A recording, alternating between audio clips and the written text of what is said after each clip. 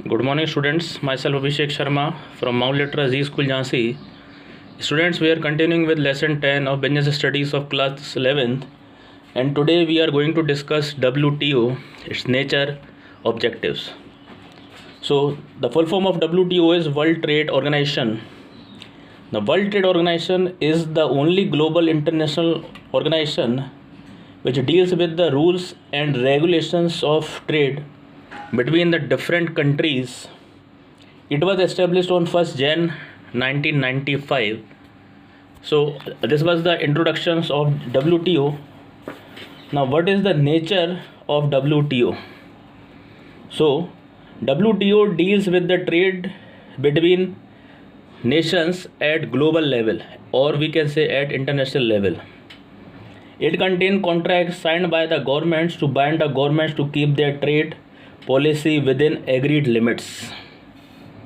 Then comes, it operates with the purpose of liberalizing trade and free flow of goods and services in the international market. WTO settles disputes through some neutral procedure. It is neutral and it do not have any partiality with any one of the nation.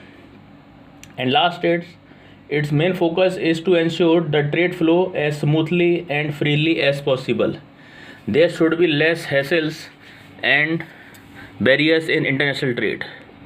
Now, what are the objectives of WTO, that is World Trade Organization?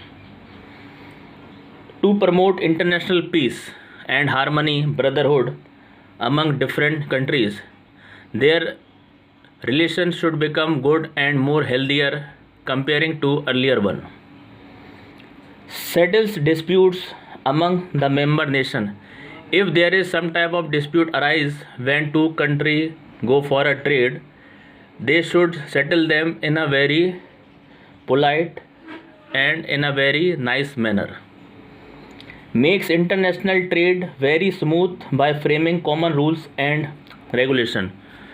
There should be common rules and regulation in international trade so that it can be done very freely and smoothly. Helps in economic growth of developing countries by giving them preferential treatment. The countries who are in developing stage needs special attention and care. So one of the most important criteria of WTO is that it should focus more on the economic growth of the developing country and doing preferential treatment for them so that they can make best use of the technology and resources. Last is, free trade helps in providing quality products and improving the standard of living of people. When the trade becomes free flow smooth, it helps to assess good quality of products by different countrymen. In that case, the standard of living of people get enhanced. In that case, the standard of living of people get enhanced. So once again, I would like to tell you that WTO stands for World Trade Organization. The World Trade Organization is the only global organization which deals with the rules and regulations of trade between the different nations and countries. It was established on 1st Jan 1995 and WTO is the precedent, or it was launched after GATT, General Agreement on Trade on Tariff. There were certain shortcomings of GATT, that is General Agreement of Trade and Tariff, which were rectified and refined. After that, WTO emerged. So WTO is the refined form of GATT. So what is the basic objective of WTO is that to settle down the dispute between the different countries related to different issues in a very neutral manner.